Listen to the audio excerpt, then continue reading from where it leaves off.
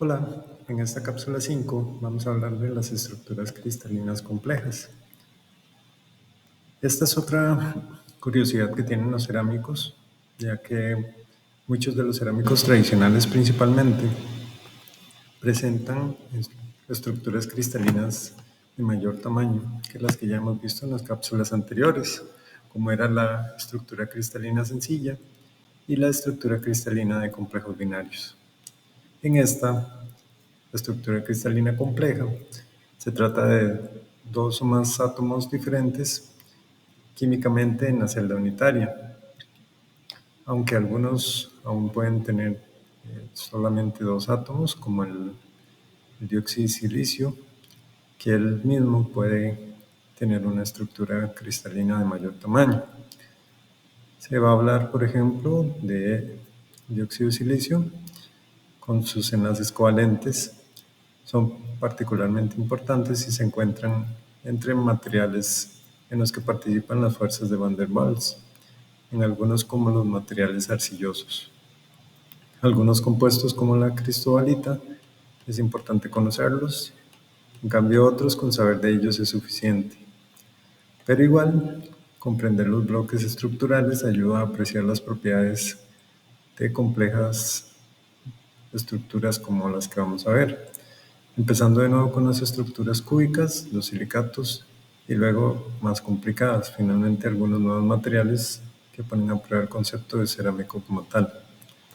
Vamos a ver un grupo de cerámicos que son naturales, que son tradicionales, que cumplen con tener esta estructura cristalina. El primero de ellos es la espinela. Como pueden ver acá, la estructura cristalina que presenta, primero decir que la espinela son minerales de óxidos dobles y representan toda una familia de materiales. En la antigüedad, las espinelas eran las gemas rojas utilizadas para joyería. De alta dureza, una escala de Mohs de 8, se dice que su dureza solo es superada por la del diamante y la del corindón. La magnetita también es un tipo de espinela y la usaban los marinos para magnetizar las herramientas de navegación. La espinela de aluminato de magnesio es un componente importante de materiales refractarios a base de magnesio. Acá podemos ver esta tabla donde nos habla de algunas espinelas importantes, como la magnemita, la espinela real, la clorita clásica y la magnetita. Como hablamos de estas, las propiedades ferromagnéticas son de las que lo hacen más importantes. Las estructuras de espinela se pueden clasificar en función de las cargas catiónicas, el parámetro aniónico y el parámetro de inversión, como se puede ver en esta imagen.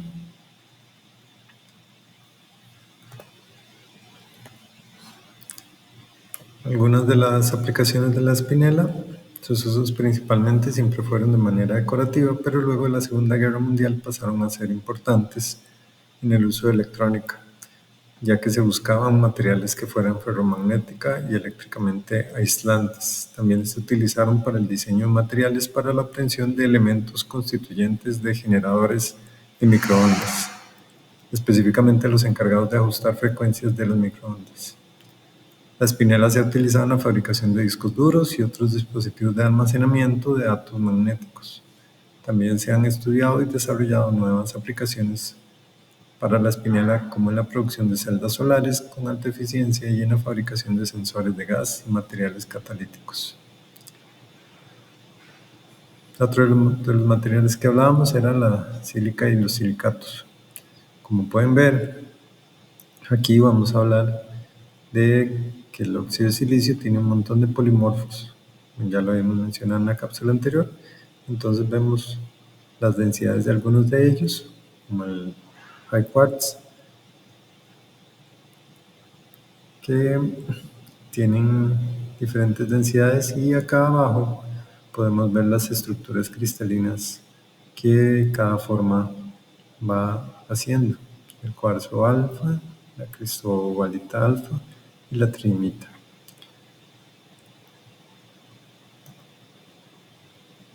Acá podemos ver todas las variedades de enlaces de las sílicas. Cambiar de estructuras alfa a beta, como en estos casos, que hablamos de cuarzo alfa y cuarzo beta, implica una transformación de desplazamiento de fase, no solo movimiento de átomos, sino rompiendo enlaces y un proceso más complejo llamado transformación reconstructiva de fase. La forma alfa generalmente es baja temperatura y la forma beta asociada a alta temperatura. El arreglo iónico del dióxido de silicio no siempre lleva enlaces en línea recta, especialmente a bajas temperaturas. Si se pudiera colocar el oxígeno en el medio para maximizar las fuerzas atractivas electrostáticas, sin embargo, el enlace de un solo átomo de silicio con el oxígeno es 60% covalente y esto lo hace ser dimensional. Así, las formas de dióxido de silicio suelen ser menos densas que los óxidos metálicos comunes. Acá vemos que comparado con el óxido de magnesio y con el óxido de aluminio, la densidad de los polimorfos de dióxido de silicio es menor.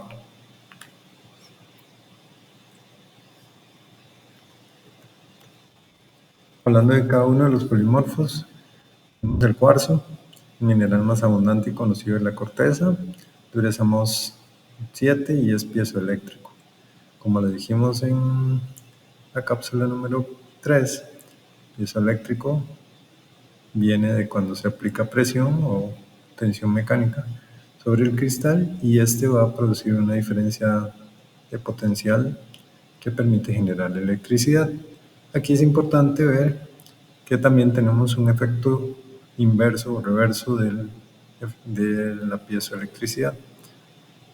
Si le aplicamos electricidad al cristal, este va a producir vibración. Entonces lo tenemos piezoeléctrico y piezoeléctrico reverso. Acá tenemos las apariencias del cuarzo, que es ampliamente conocido porque es el más abundante, y las estructuras cristalinas, cómo se presentan. Importante decir que se colocan de manera trapezoédrica trigonal, tiene simetría triple sobre un eje vertical, no tiene plano de simetría, no tiene centro de simetría.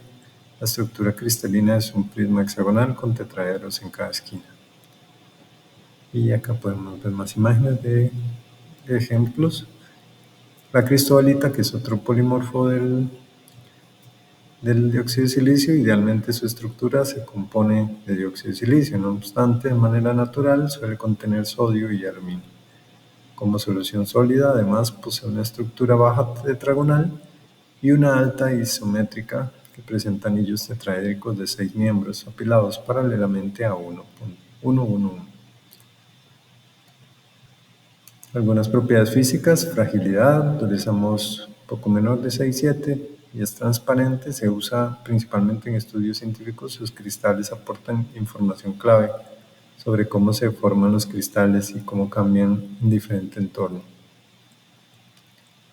La tridimita se encuentra en dos formas principales: tridimita alfa, baja, que cristaliza en el monocíclico u ortorrómbico, y tridimita beta alta, que cristaliza en el sistema hexagonal.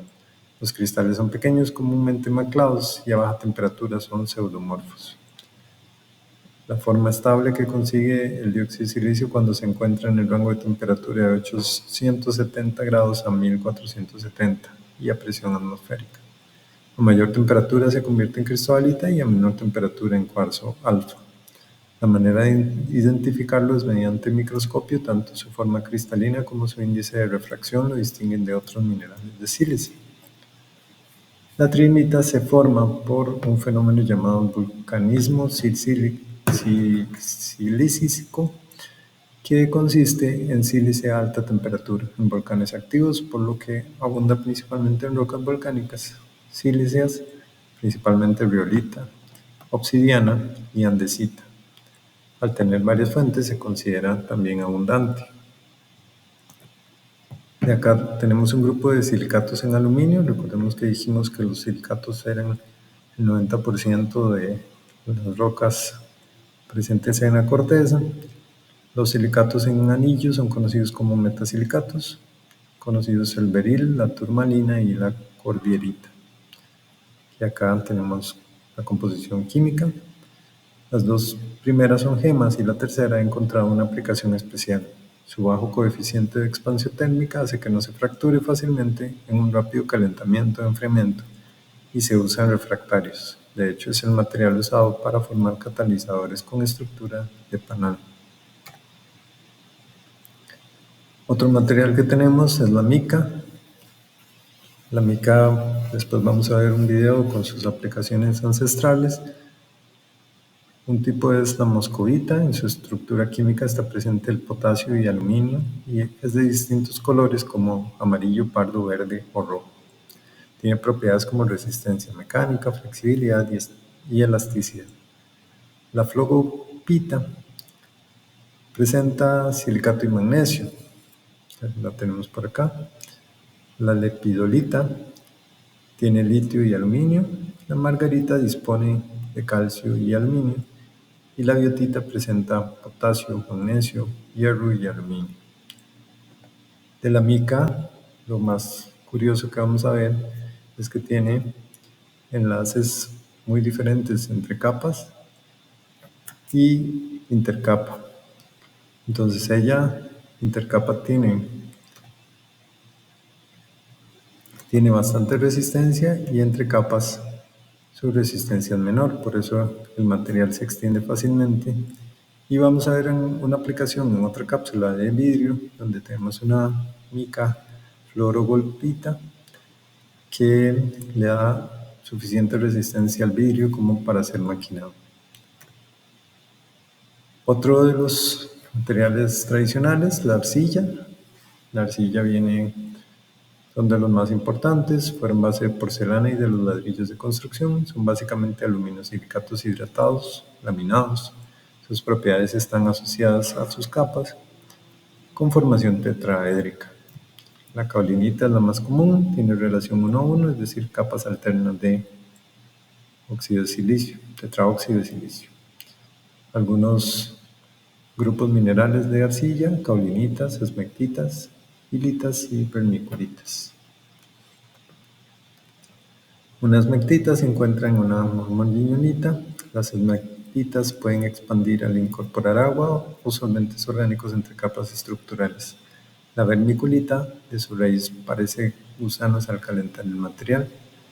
Aquí tenemos aloisita, monzonita, hilita, caolinita y clorita, como expuso uno de los compañeros. Hay de tipo primario y de tipo secundario, prefiriendo para ciertas aplicaciones la de tipo secundario. Y otros materiales finales que vamos a ver en esta cápsula, tenemos las mullitas. Mullitas se refiere a uno de los cerámicos más importantes, es un silicato ortorrómbico hecho de cadenas de octaedros enlazados por tetraedros que contienen sílice y aluminio. En la figura son observados en las esquinas y en el centro de la celda unitaria. Las dos cadenas paralelas son rotadas una con respecto a la otra. Y la mullita tiene su nombre por la isla Mull en Escocia. Y hay otro material que es la perovskita, una de sus variantes, que es un material más se está usando de cerámico avanzado, pero la perovskita sí es tradicional. Está compuesto de óxido de cobre, bario y itrio, similar a la perovskita, como decimos. Acá en los temas se prefiere ver el YBCO, pero material original y similar es la perovskita. Tienen propiedades conductoras interesantes porque son aislantes y a ciertas temperaturas pueden mostrar otro comportamiento. Entonces, las estructuras cristalinas complejas, como vimos, pueden ser compuestos químicos no tan complejos, el óxido de silicio o con variantes de aluminio y de otros materiales, pero sí enlazarse en formas de láminas y de cadenas largas de cristalinas. Es importante conocer los conceptos y algunas de las funciones para estos materiales. Muchas gracias.